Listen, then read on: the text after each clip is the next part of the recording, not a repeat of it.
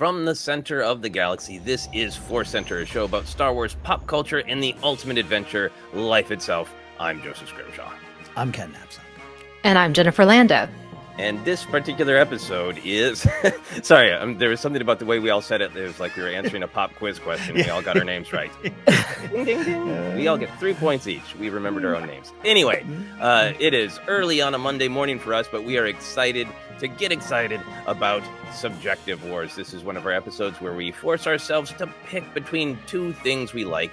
And in the spirit of the Acolyte, we're all enjoying a real dark side time here in the Star Wars fandom. I mean, the actual dark side in the story, maybe the dark side in reality. Anyway, we want to celebrate the dark side, so we thought it would be fun to make ourselves choose between two characters I think we all like to different levels, and that is Darth Maul versus Count Dooku, the apprentices of the prequel age. Yes. Count Dooku versus Darth Maul. We always like to start out with taking a little bit of a temperature of if we have a favorite going in. So, Jennifer, I want to start with you because I know we've talked about Maul a lot. I don't know if we've talked with you a lot about Count Dooku, so I'm so curious to hear if you have a leaning toward one of these characters. This is why I have not spoken about Count Dooku. He's my blind spot. I will admit that. I'm going to put that out there. This is like my Star Wars, the weakest area. In real life, it's math. And here it's Dooku. This is real. This is real. Dooku's real. Yeah.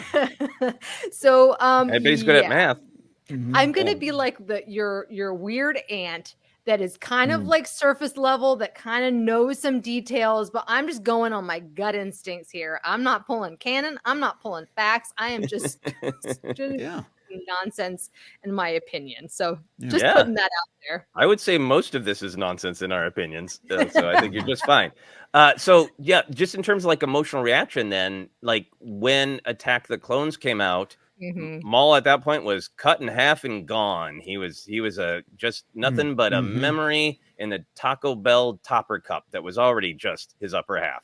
And we had this new villain. Were you like, cool, this is a different take? Or how did you feel about Count Dooku? That's a great point. I think we have to enter into the conversation like, how are we going to factor in their histories beyond the live action? Because for me, that's why I love Maul much more. Is yes. Clone Wars, right? So yeah, with Dooku, I'm not going to lie. I think that his name has always made me feel very like Count Duckula. And so I just can't take him seriously. I love you, Christopher Lee. Wonderful performance. But it's just that name.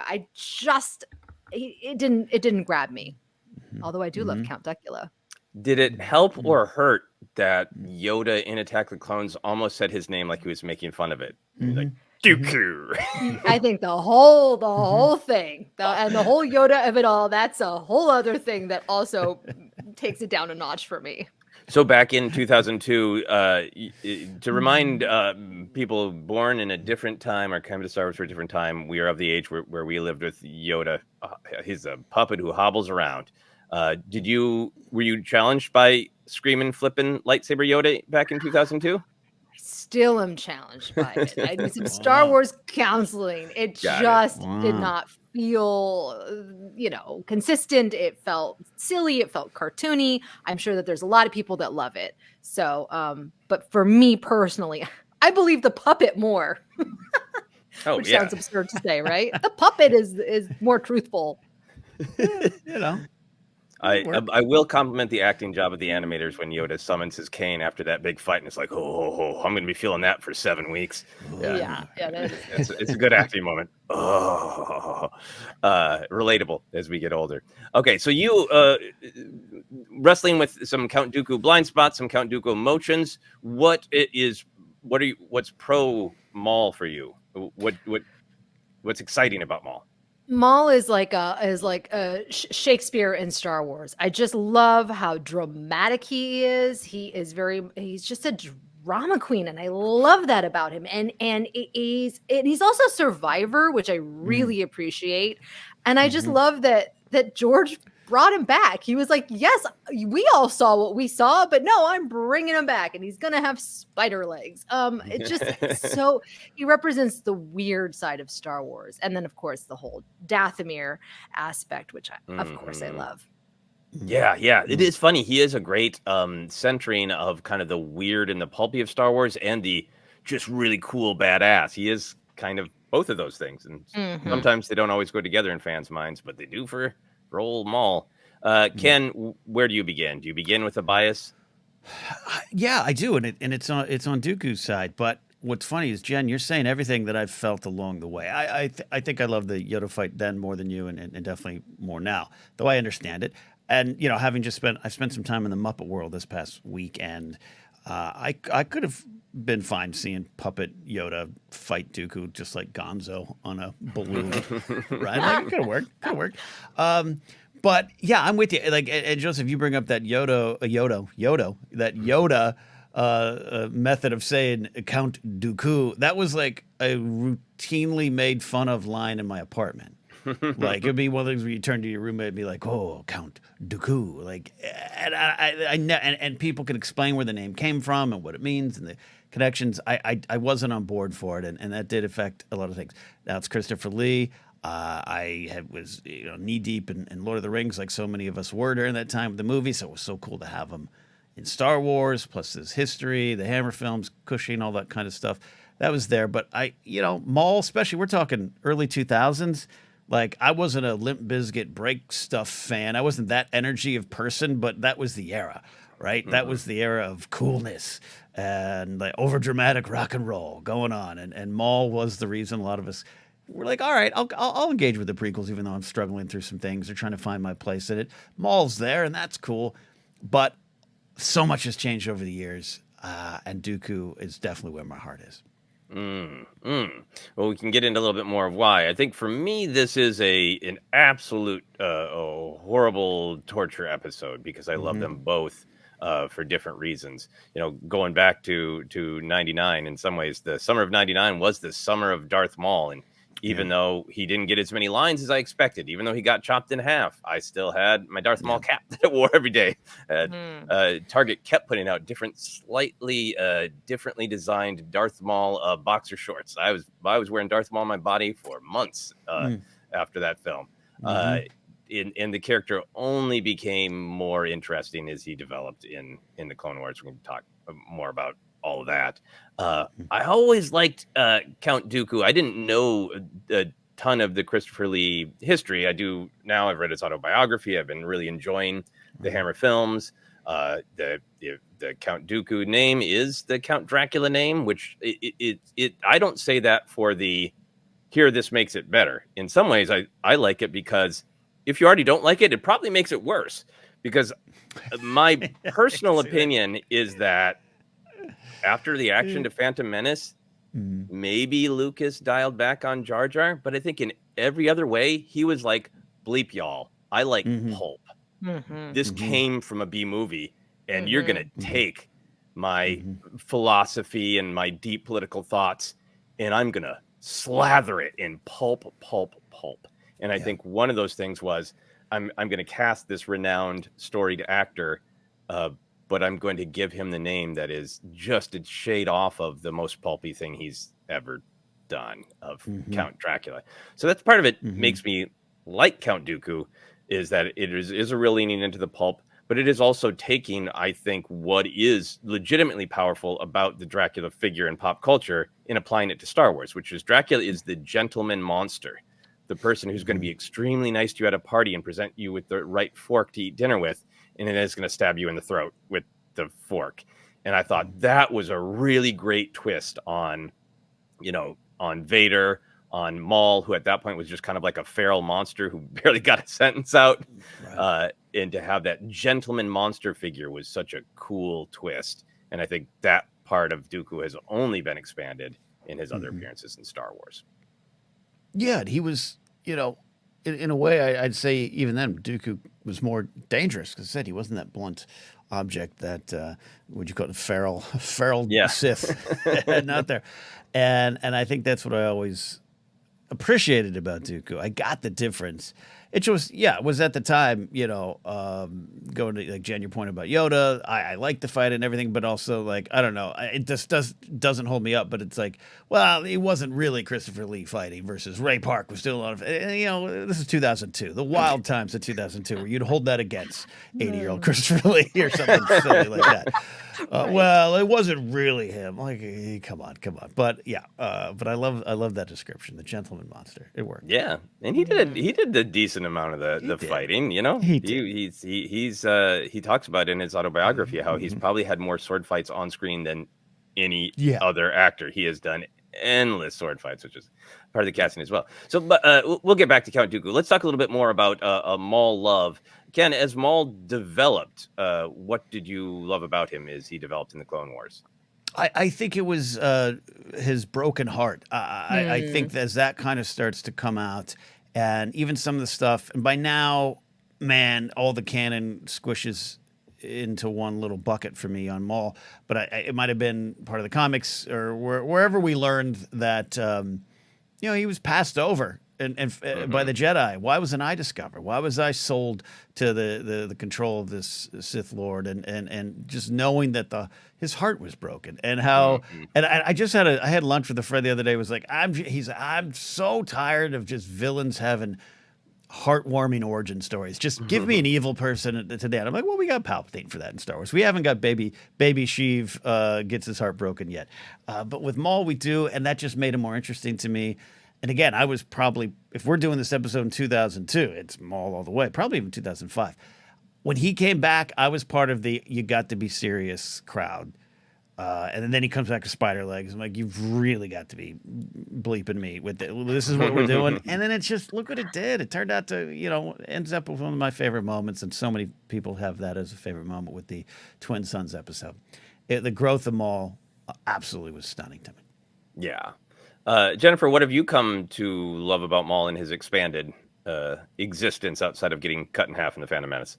I think like Boba Fett, the character really grew on me beyond just looking really cool or being shocking. Because for me, Maul was shocking to see in live action. But then the Clone Wars and Sam Witwer's performance really made me appreciate the character, and at times he became very relatable. His struggle and his fight, and then the whole storyline with his brother Savage, that was just great. There just were so many great moments, like the Twin Sons episode. There's just so many great moments in Star Wars storytelling that all roads lead back to Maul. Yeah, I think a couple things that I really love about the continuation of Maul. Part of it, I just got to give him credit for making me really want to watch the Clone Wars, because I've talked many times about. I saw the film in the theater in 2008, and it didn't hit me. I didn't have cable. I took a long break from it, and then I saw at Target a 2-pack of Obi-Wan and then Kenobi, and he didn't have the spider legs in this 2-pack. He had the kind of weird meta legs. Like, what is this? And I read on the back, like, Maul has returned, and I was like, what? I probably said what out loud in a toy aisle at Target. Scared the children. Maul really, really brought me back to Star Wars, and the Clone Wars viewing in 2014 is one of my favorite times as a Star Wars fan. But what I really love with what they did with the character is make him a villain who it never got anywhere close to redemption, in my opinion. He was never like toying with, maybe Kenobi is right. But there's this tiny thread of just kind of loneliness. Like some of his obsession with Kenobi is just, I've been taught nothing but vengeance. I know nothing but vengeance. I want vengeance on Sidious. That ain't working for me. I want vengeance on Kenobi. So I just kind of cling to that. But it's almost just like, I don't mean any sort of like romantic or friendship or friends to lovers or anything like that, but it's almost just like his relationship with Kenobi is like he's always got someone in his mind because he's so obsessed with him. I think he developed so well in Rebels, where I think he truly does want to manipulate Ezra, break Ezra, use Ezra, but he also just constantly wants to have someone around. I think there's true loneliness there. So I think he's kind of a unique character. There's no way in my opinion, he never comes anywhere close to turning or anyone reaching him, but he still kind of represents how sad the dark side is, because he is kind of a snarky, Lonely guy, just going around the universe trying to break people so he doesn't have to be alone. He's the bully who just wants a hug. I'm thinking of the movie Rushmore. You got that Scottish kid who's just the entire time just hammering on Jason Schwartzman's character, and at the end is like, yeah, I just always wanted to be asked to be in your place. Like, just and I see that as Maul. You're absolutely right. The relationship with Ezra, and I think you're right too. Of I don't think he ever is close to going to the good side, but there's those moments where you're like, I could hang out with this guy, Ezra, be friends with him. He's, totally weird, but he just wants to hang out. Yeah. Yeah. And I mean, when Ezra's, using those holocrons to desperately look for a way to stop the Sith and save his friends and save the galaxy, Maul's lost his criminal empire again. Again. and all he wants is vengeance. Is just like that. There's such beautiful tragedy and like you said, Jennifer, very Shakespearean. Yeah. Can you remind me of a thing that happened in real life where there's maybe fifth grade? There was just like kind of a bully and a jerk at school who was just always mean to everyone. And I saw him I was with my mom and he was with his mom. I saw him at the grocery store and he was like, "Hi." And I was like, "What?" What? And then the next day at school, he was like, "I saw your dumbass at the grocery store." And like, you didn't even have to bring it up, man. It was just so like, and that is a little, that kid was Maul. Yeah. He's Maul. Kenobi, I saw your dumbass at the grocery store. Like, just give it up, man. Just give it up, Maul. Let's talk a little bit about Dooku. So Jennifer, what Dooku emotions do you have at all? You have a lot of history with Maul, but Dooku is kind of rare in that, he's a lot of screen time in the Clone Wars, but we get to see his castle, we get to see his exquisite pajamas, but we don't really jump into his soul or his motivations until like the Dooku audiobook, which I know you haven't, I don't think you've listened to or read. No. You get a little bit more of his perspective in Tales of the Jedi, but he's a character who's had a lot of screen time without kind of getting under the hood of the character much until the last 5-6 years. How does that affect everything for you? That probably, that does affect me because, and I forgot about Dooku pajamas. How could I have forgotten that? And it just like, so how sharp he looks in animation, which I think again also makes me not like him. And what he did to Asajj, to Ventress, I think that really pushed me over the edge to where I actively dislike him. Like, I think before I was like, I like Christopher Lee, he's an interesting character, but then seeing the story fleshed out in the Clone Wars made me be like, this person is terrible, and I can't find anything to appreciate in him, except he is very dignified. Yeah. So the only thing Dooku's got going for him is his jammies at this point for you. That's it. Appreciate that. I appreciate his time style, but that's it. Dark Disciple. I suppose we get under the hood a little bit in Dark Disciple too. But Ken, you have proclaimed the Dooku bias. Let's get into the why of it. Yeah, I think it does. Jen, I think you're right. I don't think. I think he is to be disliked, and in that dislike, there's to be some. Learning from if you want. I'm not suggesting you need to take notes and learn, Jen, on Dooku. You've got a lot of learning going on in your life. I'm just saying, I think I came to appreciate him and Grievous later on, and I was very outspoken against Grievous being a disappointing character to me, and I just want to see him cut people down, and I've changed to what they represent. And I think the gateway drug for more Dooku understanding or love is the Kenobi scene in Attack of the Clones, is the, truth-telling scene in a sense, which doesn't mean Dooku is right. But I think once I'd slowed down and realized Dooku's saying a truth that other people aren't talking to Obi-Wan. And what's that about? Like, that just brought me in to engage with what he, not just from his perspective, but what he's getting at.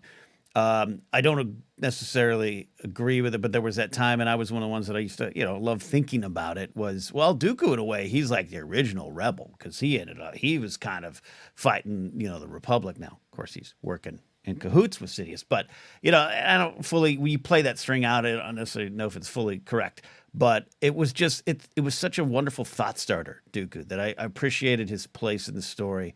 How I did want a blunt object. I did want a Grievous cutting everyone down. Instead, we got this guy in his pajamas, which we learned later on, just speaking those kind of truths that you're like, I don't think you're right, but you're saying something that it's you're getting me, and that was just intriguing to me. I love what he brings to the story, this righteous turned self-righteous path that we've talked about here on this channel.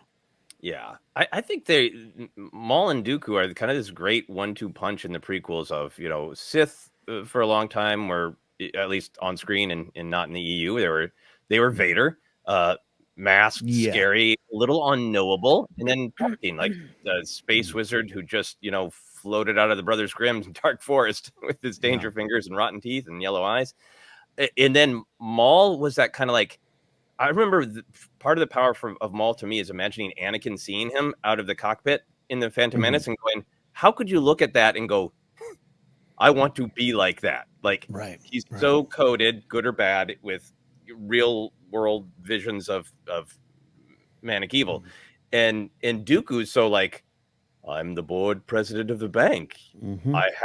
Society demands that you trust me and respect me and not question me. So we have these two pillars of sort of like our own societal visions of like, that's a monster from our nightmares, period. And this is a guy who's probably doing monstrous stuff, but we all must respect him by society's rules. And I think that to me is a little bit of Dooku's power and what you're talking about and what he's playing on of like, I'm a Jedi who walked away for principled reasons, and people in the galaxy have a right to be upset with the Republic. And hey, I'm telling you the truth that there's a Sith. And my opinion and interpretation of the character is that is all manipulation. He's using his standing as a proper elder statesman with a great speaking voice and charm. And he's no less feral than Maul. He's calculated. Maul at least had truly awful things happen to him. Dooku's just, he wants power and he's willing to torture people to get it, and he's rational about it, and he's willing to manipulate people. And so in some ways he's the scarier monster to me because he is the just as vile as Maul, but hiding behind this facade. Yeah, I agree with that. I think that it ends up becoming what he represents indeed, and always from the start. But yes, but back in 2002, I definitely was like, "Where's his horns?" Where's his horns? They're floating there, just under the surface. Now, in terms of looking at this from as many different perspectives as possible, Jennifer, if you had to hang out with one of them, let's imagine they're contained. Let's imagine they're in they're in an absolutely secure prison cell. There are Jedi all around to be called. Your life isn't in danger, but you do have to spend like 24 hours hanging out with them. Who would you rather hang out with, Maul or Dooku?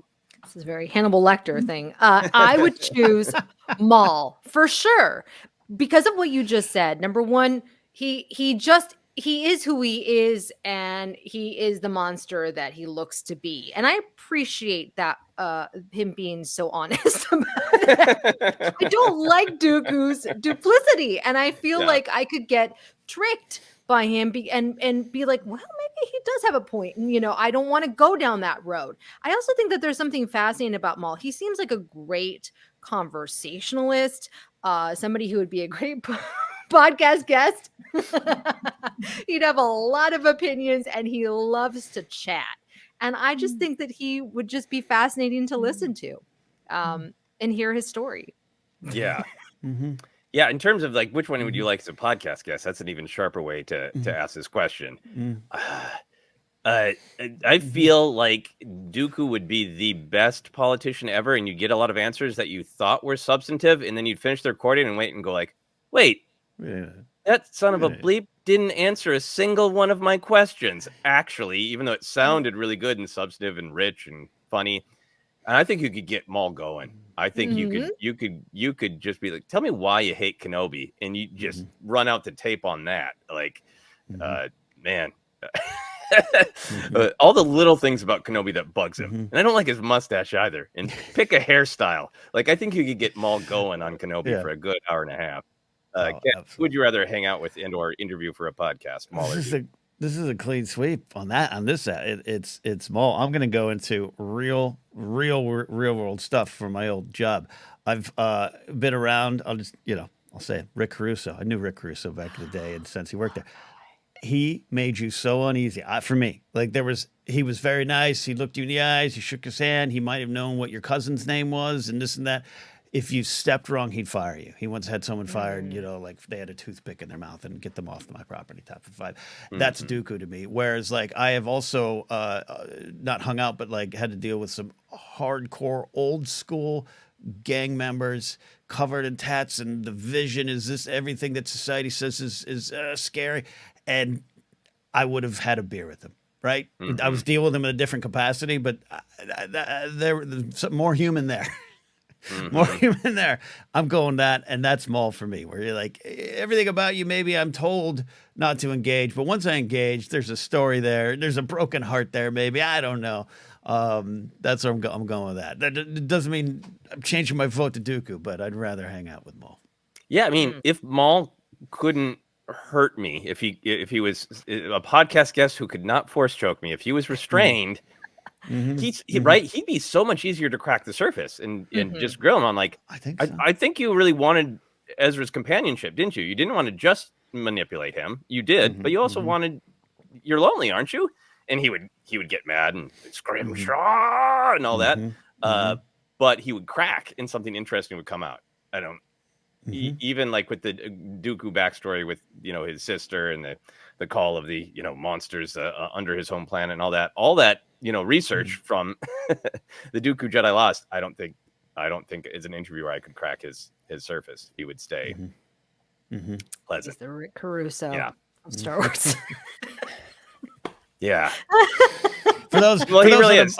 On a national level or a worldwide level, you say very rich LA property owner who tried to run for mayor as a Democrat when he is not. Yeah, it is. Yeah. That He should be. He will go down in infamy, and people should talk about it more. Los Angeles, as anybody who's ever watched, Chinatown or any other movie about, hey, money has made a difference in politics in Los Angeles. The man straight up tried to buy the mayorship, and it didn't work. Like that was an LA first. Yeah. And it was a very Dooku thing of like, I pulled all these pieces. And just do want to shout out, like there have been many people have contributed to the amazing performance of both these characters, Maul in particular, with Ray Park and Peter Serafinowicz and Sam Witwer and all the animators now and all that. But I mean, Christopher Lee did bring what Lucas hired Christopher Lee for, which is that gravitas and that elder statesman, and he's got some of, in my opinion, the finest acting moments in the prequels. That whole scene with Kenobi, but the I wish Qui-Gon were here. It's just it's so good, and that just fabulous moment when Palpatine tells Anakin to kill him, and Palpatine gives Dooku the look like, "Yep, you thought you were so special, but you're not," and he's got that look of the entire truth of his reality dawning on him, and Christopher Lee sells that in one look. Of bleep, I should have known is fabulous acting. So I got to give that credit to Christopher Lee. I'm with you there too. It'll be difficult to secure your release. It's one of the best. Like, whoopsie. Yep. Yeah. And it is sort of like, well, I tried you out, and you were not going anywhere. Because I think he really was testing Kenobi. Like, yeah, maybe I'll turn him. No. Yeah. No. Well, in that case, you and I both know that I'm full of crap. But I'm not going to say that. All right. I think we are down to voting time. I don't know if any hearts or minds have changed. As I'm saying this, still need to make up my mind because I love both of these characters so much. Yeah. Jennifer, has any of our Dooku talk swayed you to the pajama side of the Force? You've reminded me of some great moments, but here's where I'm going to get superficial. When I look at the two characters, right? To me, Dooku, I could show it to somebody who doesn't know Star Wars, and they're not going to necessarily know that that's a Star Wars character. You show Maul, and it's like, what is that? Or they might even be like, hey, wasn't that from a Star Wars? To me, Maul really symbolizes the prequel era for me. Like Mm-hmm. you put that character on a shirt, on a hat, on a little sippy cup, whatever, and it's like that is so cool. It's just like Star Wars at its most like kind of pulpy, right? It's fun. Mm-hmm. And so yeah, I love Maul. Although there is a great Count Dooku sweatshirt that I want to get, and it has like the style of Count Dracula. I want that for Halloween. Yeah. I think it's a fan of shop. I can't Mm. remember. Anyways, so Mm. Dooku has some cool things too, but there's nothing cooler than Maul. Yeah, For now. understandable. Ken, have you switched to the Maul side, or are you still staying Dooku? Look, here's the thing, Jen. You're right to paraphrase the great Roxette song. Na na na na na na na. He's got the look. He absolutely Darth Maul has one of the best designs in Star Wars. I think you're so right to say it's recognizable Star Wars outside of Star Wars. Dooku might represent some of the quote problems of the prequels, meaning they're way deeper than you're going to give them credit for. On the surface, you see one thing, but they represent so much other stuff. I can't take that away from Maul, one of the coolest of all time, and cool. Still has a lot of value in Star Wars. I'm still going to stick with Dooku just because where I'm at now. If we did this podcast 5 years ago, 10 years ago when we started, it would have been Maul and landslide for me. But I'm going Dooku. I just love spending time in his mind because you're right, Joseph. You can't fully understand it. And it is dangerous and it represents so much. And I just think he's an interesting character. And there's infinite possibilities in exploring his life. And I'm so glad they have. I'm sticking with Dooku. This is a terrible decision. This is a decision between exquisite pajamas and spider legs. How am I supposed to be able to choose between those two things? It is horrific. I don't know. Maul is like he is an MVP of Star Wars. He's an ambassador of Star Wars. He's an icon visually. He is a combination of the most badass, that the double lightsaber moment, to the most pulpy, to a symbol of George changing his mind, when we have a lot of people who judge things on whether or not it's planned. I can't remember where I first heard the quote, but Lucas talking about cut him in half because I wanted everyone to know he's dead. Change my mind. Bring him back. Give him spider legs. Fine. Figure out a way. Somehow Maul return. He went from just a visual, a mostly kind of visual character, unknown, to this character with great depth. But I have been on such a horror kick. I have been on such a Christopher Lee kick. I am going to vote for Dooku and his exquisite pajamas and his complex morality, because partially I want more Dooku storytelling. We've got a lot of great Maul storytelling, and there's still room for some very important Maul stories. But I hunger for more Dooku stories of his thoughts, his feelings, getting kind of under the hood during the Clone Wars era. Tales of the Jedi were a great taste of more Dooku storytelling. Did Yoda ever try to get through to Dooku? And if not, why did he not? All that kind of stuff. There's some great storytelling to be had with Dooku, the gentleman monster, the sort of Sith vampire in Star Wars. So I gotta give it to Count Dooku. And I expect the comments to deeply disagree with us on Dooku winning, but everybody always shares their comments, particularly on the YouTube side, about who they would pick and why in a fun and friendly way. And we love the engagement on the Subjective Wars episodes. We love hearing why you love either character, both characters. A lot of people say, "Oh man, I'm not going to choose. I like them both," and that's great. That is the ultimate spirit of Subjective Wars. Ken, do you want to take us home? Yes, I do. We have decided today, but you can help us decide even further by following us on social media at ForceCenter Pod. We're on Facebook at ForceCenter Podcast, Instagram, and YouTube. If you're here on YouTube, give us a sub if you haven't already. We'd appreciate that. You can support us directly at patreon.com/ForceCenter. Oh, and merch at tpublic.com/user/ForceCenter. And don't forget, podcasts will be found in a lot of spots. Just search and find us. I do think by now, I don't know, if you're a Google podcast user by now, you know that landscape has changed. So find us elsewhere. I just want to be remind you of all that. You can follow me at Ken Napzok, or go to my website, kennapzok.com. If you're local, got a big show coming up at Flappers on June 30th. Tickets still available. Trying to sell this thing out, so get there. Jen, where can they find you? And what will probably be a lot of agreement about your thoughts on Maul. You can find out how to customize your own Darth Maul shoes on my Instagram at Jennifer Landa, YouTube at Jennifer Landa, and TikTok at Jennifer Landa 1138. Love that, Joseph. I know this was tough for you. But good thing that Exquisite Pajamas win today. Where can they find Yeah. you? Now I want to see Maul with exquisite pajamas with like all of the legs for his spider legs. Yes. That would be the ultimate Sith. Anyway, you can find me on all the social media at Joseph Scrimshaw. You can check out my website, josephscrimshaw.com, for updates on films that are playing at festivals. And you can sign up for my weekly blog newsletter that is called Finish Your Monsters, which, hey, is a great title for Maul or for Dooku. Thank you all very much. We have fought the subjective wars.